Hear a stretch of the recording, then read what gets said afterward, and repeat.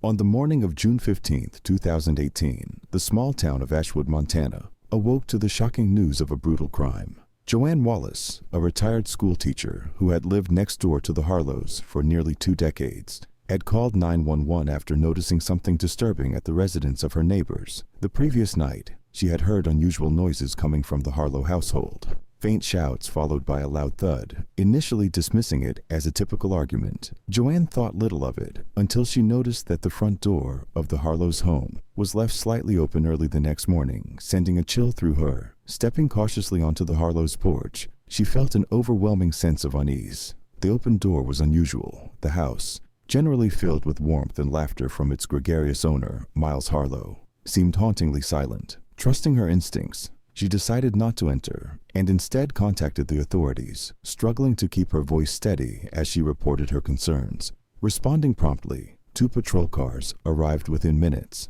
their flashing lights attracting a small crowd of curious onlookers. Officers Linda Gomez and Adam Fletcher, well acquainted with the close-knit community of Ashwood, approached Joanne to gather preliminary information. Following her description of the sounds she had heard and the open door, they exchanged brief glances before entering the Harlow's residence. Inside, an unnatural stillness hung in the air. The officers noted signs of a struggle in the living room. A table had been knocked over, glass shards lay scattered on the carpet, and a faint smear of blood marred the edge of a nearby table. The atmosphere grew heavier as they continued down the hallway, eventually reaching the master bedroom, where they encountered a scene of horror that would linger with them for years. The lifeless body of Miles Harlow lay sprawled across the floor, a large pool of blood beneath him. A heavy silver candlestick, stained with blood, lay nearby, unmistakably the weapon that had ended his life. The room was in complete disarray, with overturned furniture, blood-streaked walls, and shattered photo frames scattered across the floor,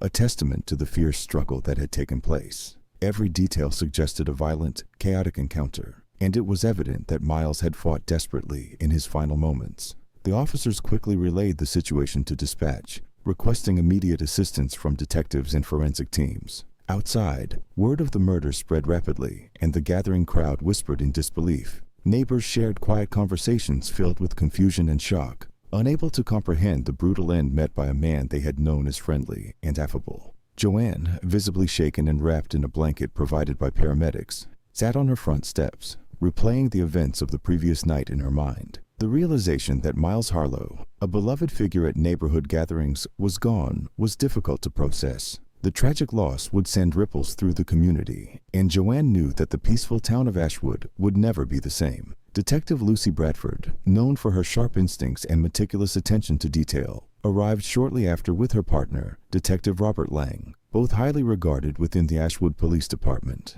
They had solved many challenging cases together, often working with a quiet determination that belied the emotional toll of their work. Bradford surveyed the scene, noting each disturbance: the broken glass, the overturned furniture, the signs of a desperate struggle. When she entered the master bedroom, the grim sight of Miles Harlow's body confirmed her suspicions. This was a personal crime, one driven by intense, volatile emotions. Instructing the forensic team to carefully gather evidence, Bradford focused on each detail, knowing that the smallest clue could provide crucial insights into the case. She directed the team to bag the candlestick and collect samples from every bloodstain, intent on establishing a clear timeline of events. Meanwhile, she considered potential suspects, starting with those closest to Miles. She knew that his wife, Veronica, would need to be questioned immediately. Her intuition told her that the violence and rage evident in the crime scene hinted at a relationship far more complicated than it appeared. Outside, the townspeople continued to speculate, their conversations filled with disbelief and sadness. Miles Harlow had been a successful businessman, a man who greeted his neighbors with warmth and was known for his generosity. His death, so sudden and horrific, left everyone grasping for answers, each person hoping the tragedy would not uncover more disturbing secrets. As the detectives began their investigation, they understood that this would not be a simple case. The intensity of the crime scene, combined with the carefully cultivated reputation of the Harlow family, pointed to layers of secrets waiting to be uncovered. The journey toward the truth had just begun, and Ashwood would never be the same again. The tragedy that struck the Harlow family left the quiet town of Ashwood reeling. with every resident eager to understand the web of relationships and circumstances that might have led to such a brutal end. Miles Harlow, the victim, had been a well-known figure in the town for years. At 52, he had established himself as a prominent business owner in the mining industry, a venture that had not only brought him substantial wealth, but also a certain level of local fame. Miles was seen as a self-made man, someone who had built his fortune from the ground up, earning respect across Ashwood. Outside his business dealings, Miles cultivated a reputation as a collector of fine art, often displaying his pieces at his home, which sat on the outskirts of Ashwood. He was a man of taste and refinement, seemingly enjoying the peace and solitude his property offered. But despite his social presence, those who knew him well observed that his personal life had grown increasingly strained in recent years, a fact quietly noted by his close friends and colleagues. His wife, Veronica Harlow, was 37 and had been a teacher before marrying Miles. Her decision to leave her career and devote herself to their home was seen as an act of dedication, though some quietly speculated it had been at Miles's insistence. Veronica was admired for her intelligence and poise, traits she had carried over from her teaching days. Yet there was a quiet tension to her demeanor. As of late, she had grown more withdrawn, her once warm smile rarely seen by neighbors, who noticed her absence from social gatherings. It wasn't long before speculation arose about possible marital troubles, especially as those who lived nearby recalled hearing raised voices from the Harlow residents on several occasions. Adding further complexity to the Harlow household was Miles's son from a previous marriage, Jake Nolan. Jake, 26,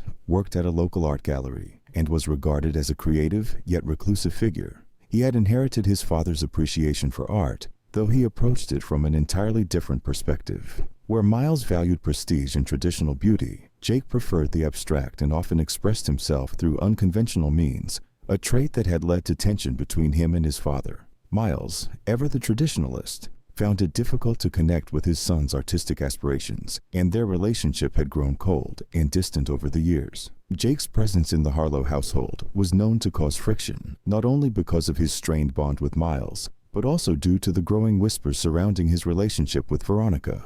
Observant neighbors had noticed how Jake and Veronica sometimes spent long hours together, often taking walks along the quiet trails around the property, or sharing quiet conversations on the front porch. Rumors of a more intimate connection between them began circulating, though few dared to voice them aloud. Yet the tension in their interactions was palpable enough that it became a subject of interest and gossip among Ashwood's residents. The Harlow family, though outwardly poised, had always managed to keep a certain level of privacy regarding their personal affairs. It was only after Miles's tragic death that the carefully concealed fractures in their relationships began to show. In the months leading up to the incident, Veronica had exhibited signs of stress that did not go unnoticed by her friends. They observed her irritability, the way she seemed preoccupied, and her growing absence from gatherings where she had once been a familiar presence. The burdens of her life with Miles, combined with the unresolved tension involving Jake, appeared to weigh heavily on her, hinting at an underlying discord that would eventually unravel. Jake, meanwhile, had also shown signs of agitation in recent months. Friends described him as erratic,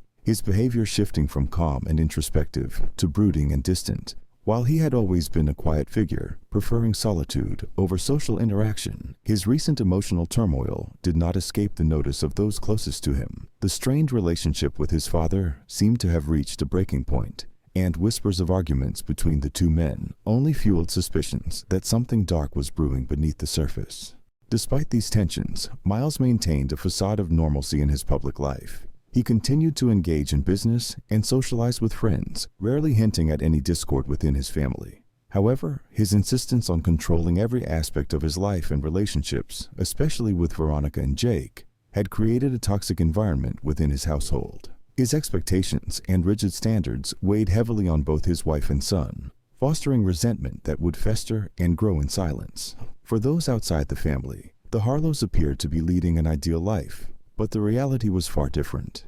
Behind closed doors, they were each dealing with a complex mix of loyalty, resentment, and emotional conflict. Veronica's growing distance from Miles, Jake's frustration with his father's lack of understanding, and Miles's stubborn refusal to acknowledge the issues within his family all combined to create an atmosphere ripe for tragedy. In the days following Miles's death, the people of Ashwood began to look at the Harlow family with new eyes, questioning the true nature of the relationships that had, until now, seemed so ordinary. The town, once a place of harmony, became a breeding ground for speculation and judgment. Questions lingered, and suspicions grew, casting shadows over the Harlow name. It became evident that what lay beneath the surface of this prominent family was far more complex and potentially dangerous than anyone could have imagined. The stage was set, and the investigation into Miles Harlow's murder would soon reveal the intricate and tangled web of relationships, secrets, and betrayals that had defined his final years. As detectives pieced together the backgrounds of the family members, they realized that each had a potential motive, and the crime scene suggested a level of personal involvement that pointed squarely towards someone within the Harlow household. In the eyes of the investigators, the clues began to form a pattern, hinting at a storm of hidden tensions and concealed passions that would ultimately bring the truth to light. The quiet town of Ashwood was unprepared for the grim spectacle that awaited them on the morning of June 15, 2018. The discovery of Miles Harlow's body, sprawled across the floor of his master bedroom, sent shockwaves through the community. What had initially seemed like a typical peaceful morning was soon transformed into a scene of horror as details of the crime filtered through the town. Inside the Harlow residence, the police encountered a level of violence that was both chilling and deeply personal. The first responders, seasoned though they were, felt the weight of something dark and disturbing as they took in the sight before them. Miles Harlow lay on the bedroom floor, his once dignified form now marred by the brutality he had endured. Blood pooled beneath him, staining the carpet and seeping into the fibers, a silent testament to the desperate struggle that had unfolded. The weapon, a heavy silver candlestick, was found lying nearby, its surface coated in blood and tissue, evidence of the vicious blows that had been dealt. The candlestick, an elegant piece once reserved for formal dinners,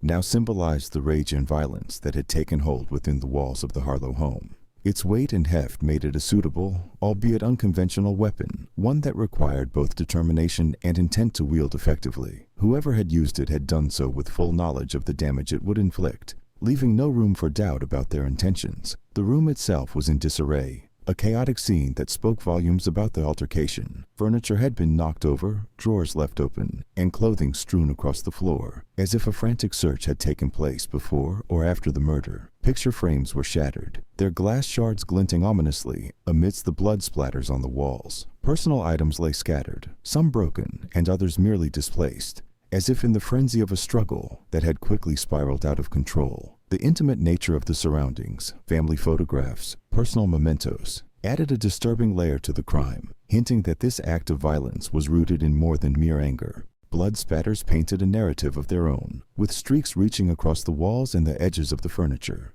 The forensic team meticulously documented each stain, photographing and marking them with painstaking care. It was clear that Miles had not gone down easily. The pattern of blood suggested movement, a desperate attempt to fight back or escape, though ultimately his efforts had proven futile. The finality of his death was evident in the stillness of the room, an eerie silence that seemed to absorb the horror of what had occurred. As the team moved through the rest of the house, additional signs of disorder revealed the extent of the violence.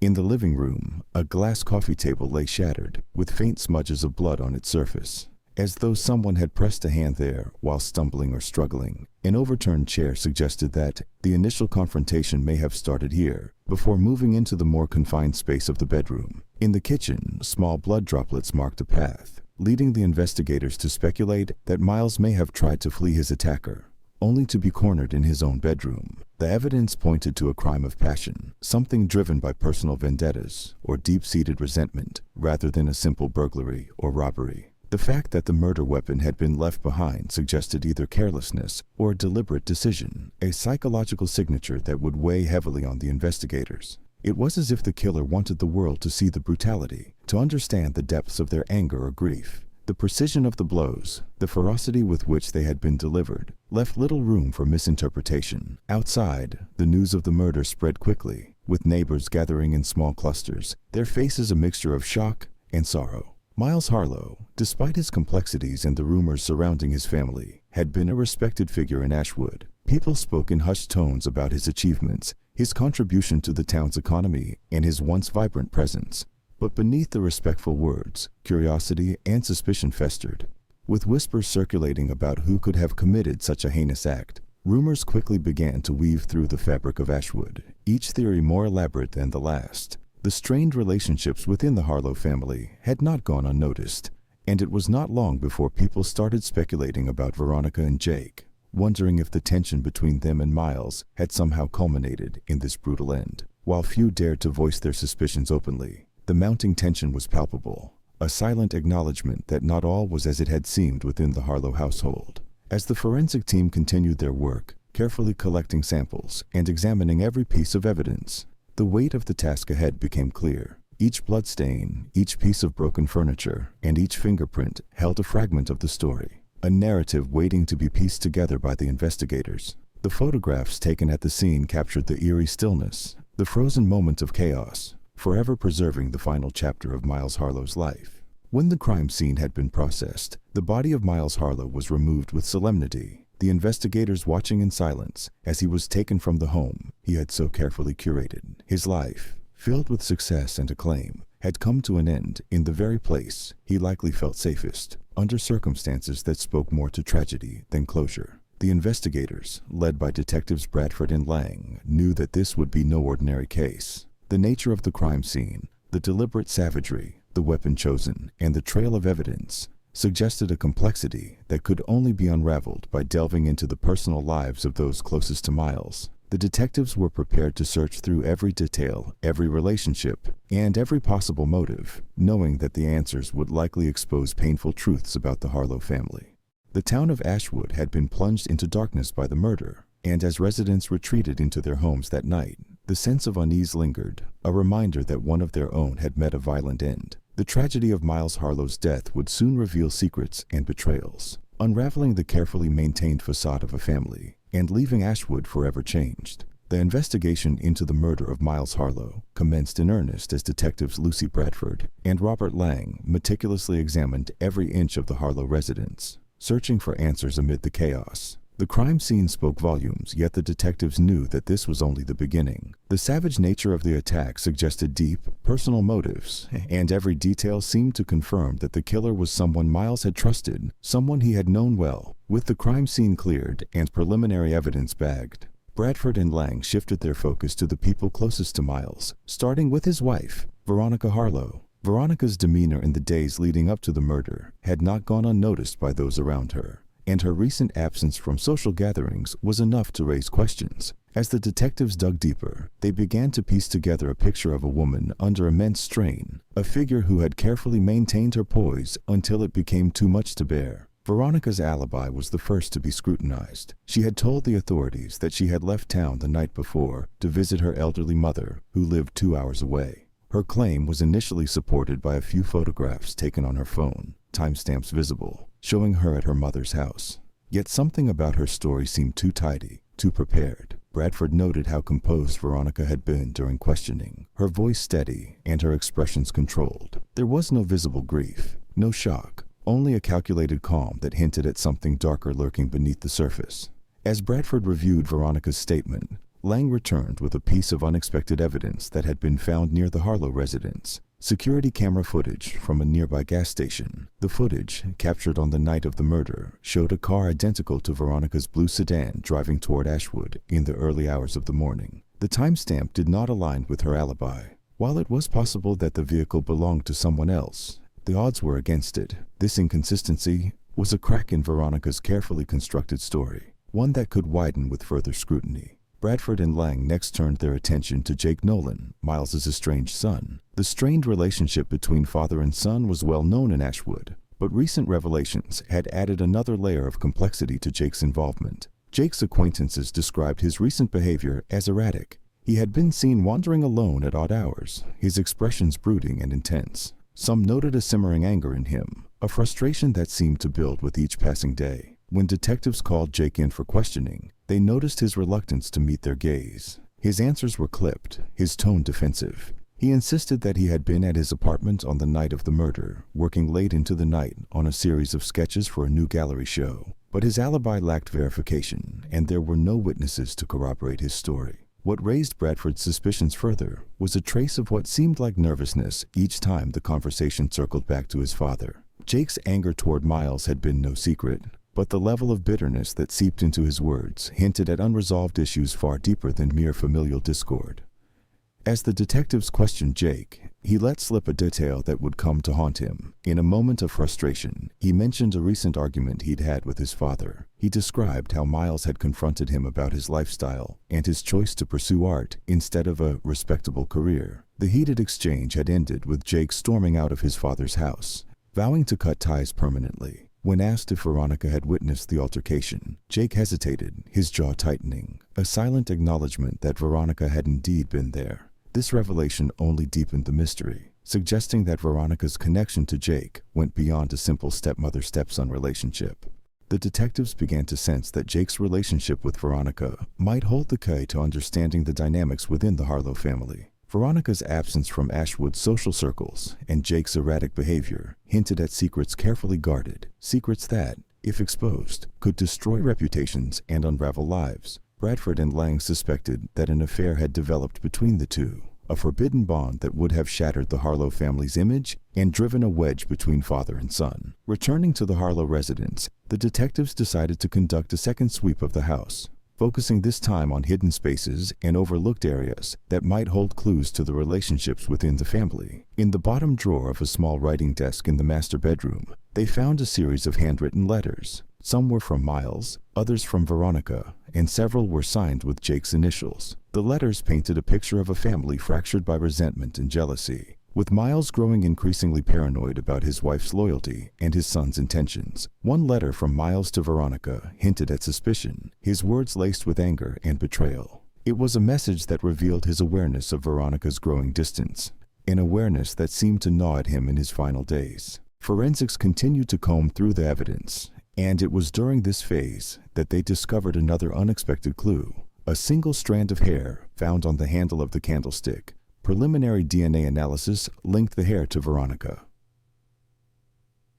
While the presence of her DNA in her own home was not incriminating by itself, the placement of the hair on the weapon suggested close proximity during the murder. It was another thread, another potential link that would need to be investigated further. In addition to the hair, traces of Jake's fingerprints were found on a drinking glass in the master bedroom, a room he ostensibly had no reason to enter. Combined with the letters, the evidence hinted at clandestine meetings, at moments of intimacy that the detectives were only beginning to understand. Each new discovery added weight to the theory that Jake and Veronica had been conspiring together, whether in a moment of passion or out of shared resentment toward Miles. Yet another piece of the puzzle fell into place when forensic technicians lifted a partial shoe print near the bloodied carpet in the living room. The print did not match Miles's shoes, nor did it align with Veronica's footwear, based on the samples collected. Further analysis identified the print as matching a men's size similar to Jake's. While not conclusive, it was one more indication of Jake's presence at the scene, despite his insistence that he hadn't been at his father's house that night. The puzzle of Miles Harlow's murder grew more intricate with each passing day, with every shred of evidence leading detectives closer to a sinister truth. The candlestick, the letters, the security footage, and the silent reg captured in bloodstains told a story of betrayal, of pent-up emotions finally erupting into violence. Ashwood, with its placid streets and friendly faces, had become the setting for a twisted tale of family secrets and hidden desires. The investigators felt the weight of their task intensify, knowing that what they uncovered would reshape the lives of everyone connected to the Harlow family. As the detectives returned to the station that evening, Bradford considered the grim task ahead. The clues were mounting, and yet the picture remained incomplete. She could feel the truth lurking just out of reach, a dark revelation woven into the Harlows' lives that would soon be forced into the light. The stage was set, and the story unfolding in Ashwood promised a resolution that would haunt the town for years to come.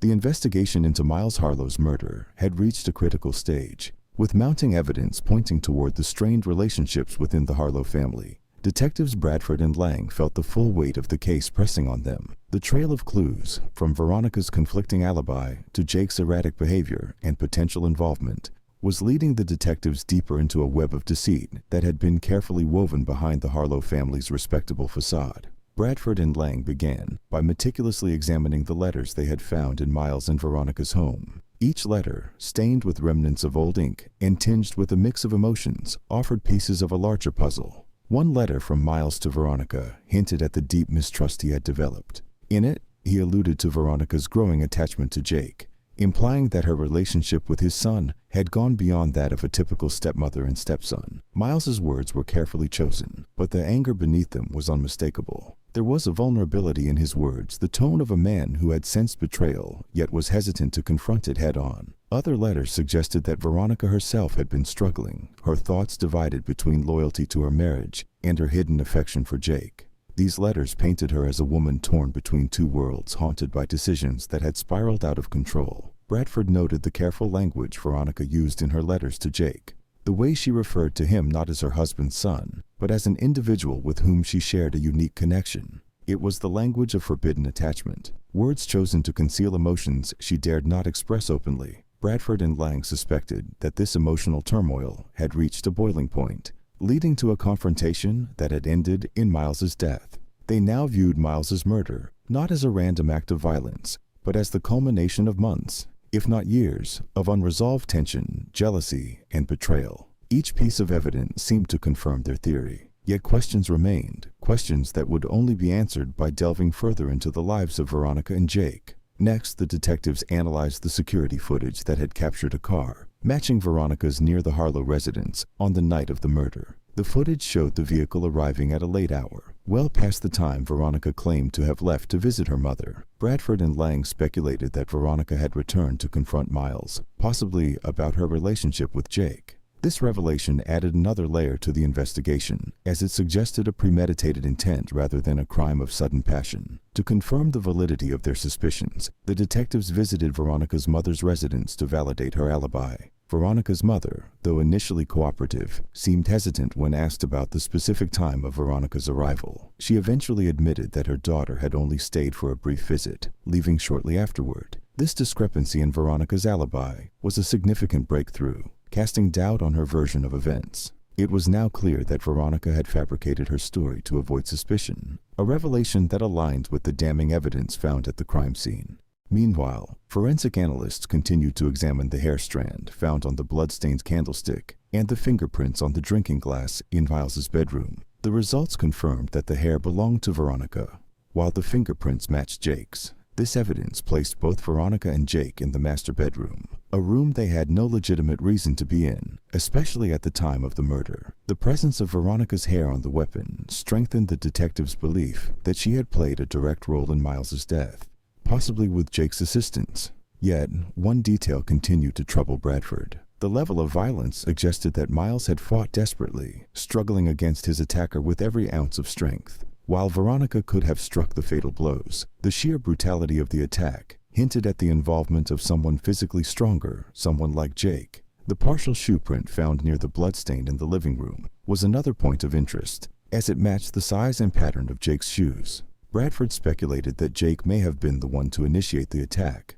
with Veronica either joining him or arriving shortly afterward. Digging deeper into Jake's background, the detectives uncovered records of past altercations and a history of aggression toward authority figures. A former teacher described him as a ticking time bomb, someone who harbored resentment toward those who tried to control him. His troubled relationship with his father had clearly exacerbated these tendencies, fueling his desire to rebel against the very person who had brought him into the world. The strained bond between father and son had evolved into a bitter rivalry, a toxic mix of envy, resentment, and unspoken accusations. The detectives returned to the Harlow residence for another sweep, determined to find anything they might have missed. In a seldom-used closet in Veronica's room, they discovered a locked box containing receipts, photographs, and a small keychain with an engraving that read, "Forever V&J." The photographs revealed intimate moments between Veronica and Jake, candid images of them laughing together at an art gallery, sharing a meal, and taking walks along the secluded paths near the Harlow property. Each photograph was a testament to the connection they shared, a bond that had crossed boundaries and transformed into a dangerous obsession. The keychain was perhaps the most telling artifact,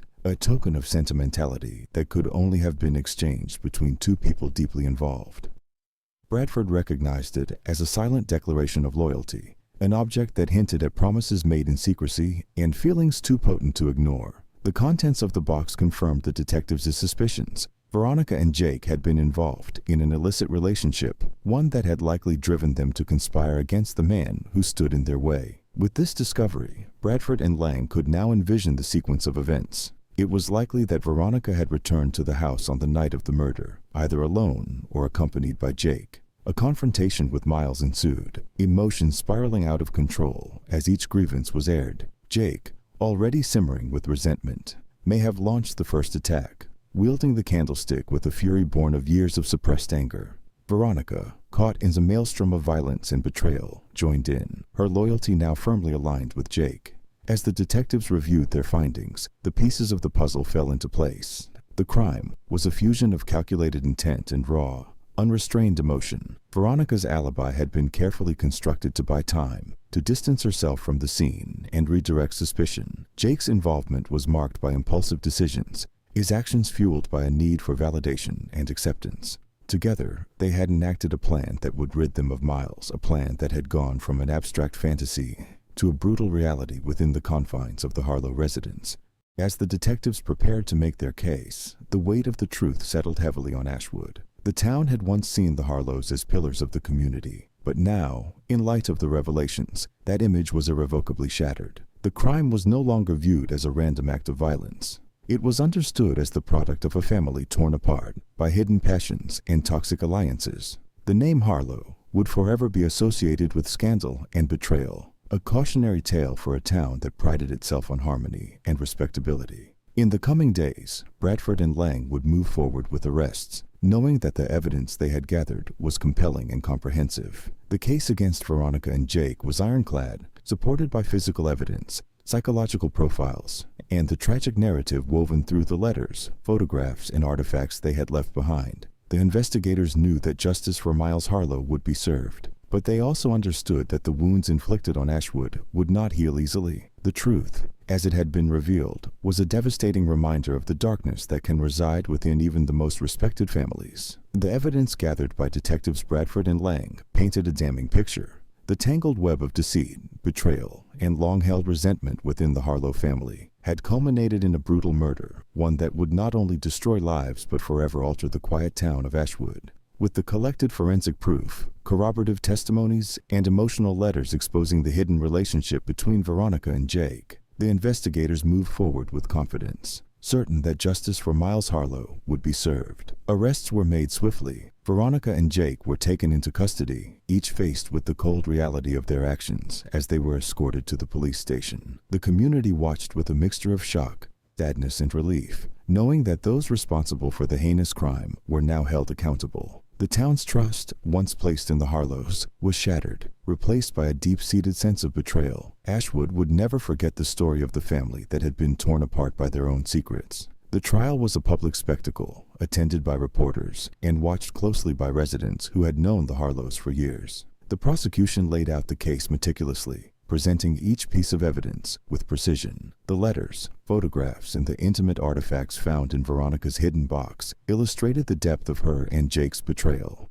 Forensic experts testified about the DNA found on the murder weapon and the shoe print in the living room, tying both Veronica and Jake to the scene of the crime. The defense struggled to refute the evidence, unable to explain away the overwhelming weight of proof. As the trial progressed, more details of the night of the murder emerged. Prosecutors argued that Veronica, driven by a toxic combination of resentment and misplaced loyalty to Jake, had conspired to confront Miles about their relationship. Jake, his anger toward his father stoked by years of perceived rejection, had seized the opportunity to strike back, both figuratively and literally. Together, Veronica and Jake had enacted their plan, but their actions had led to a horrific and irreversible outcome. After weeks of emotional testimony, the jury returned with a verdict. Both Veronica and Jake were found guilty of first-degree murder. Their sentences were severe. Jake received life imprisonment without the possibility of parole, a decision based on the level of violence he had inflicted upon his father. Veronica, too, received a life sentence, her role as the instigator and accomplice sealing her fate. The court's judgment brought closure to a case that had gripped Ashwood, yet it left the community reeling from the profound betrayal it revealed. As the verdicts were read, members of Miles's extended family gathered in the courtroom, their expressions reflecting a mixture of sorrow and relief. While justice had been served, the pain of losing Miles in such a horrific manner lingered, a wound that time alone would not heal. The town of Ashwood, once a picture of harmony and respectability, found itself forever marked by the tragedy of the Harlow family. Residents struggled to reconcile the people they had once admired with the monsters they had revealed themselves to be. In the aftermath, the detectives reflected on the lessons of the case. For Bradford and Lang, the Harlow investigation was a stark reminder of the darkness that can lurk within the most ordinary lives. The case underscored how love, when twisted by jealousy and resentment, could lead people down a path of destruction. Veronica's misplaced devotion to Jake, Jake's anger toward his father, and Miles's inability to see the depth of the turmoil brewing within his family had created a chain of events that led to murder. The investigators recognized that while they had succeeded in bringing justice to Miles, the scars left by the Harlow tragedy would remain, serving as a somber reminder of the dangers of unchecked emotions and hidden desires. For Ashwood, the tragedy of the Harlow family became a cautionary tale. Residents who had once admired the Harlows now saw their story as a grim lesson about the consequences of harboring secrets and letting resentment fester. The community, known for its friendly faces and close bonds, felt an underlying shift, a subtle acknowledgement of the complexities that often went unnoticed beneath the surface of ordinary lives. The story of the Harlows became a reminder to the town of the importance of open communication, of confronting problems before they spiral into tragedies. In the months following the trial, Ashwood slowly returned to a semblance of normalcy. However, reminders of the Harlows lingered in the form of quiet conversations and hesitant glances at the now abandoned residence. The house stood as a silent witness to the events that had unfolded, a place of pain and sorrow that the community was not yet ready to revisit. Over time, the property was sold and new owners moved in, but the whispers about the Harlow tragedy persisted, woven into the fabric of the town's collective memory. The story of the Harlow family ultimately served as a warning about the dangers of unresolved conflict, of emotions left unaddressed, and secrets buried too deeply. It was a reminder that, in the end, honesty and accountability, though difficult, were the only true paths to peace. Ashwood moved forward, but the lessons of the Harlow case remained, a dark chapter that would continue to resonate for years to come. The story has been edited to ensure personal privacy and security regarding names and locations. Thanks for watching. If you like the video, don't forget to subscribe to see the latest and most thrilling family crime stories.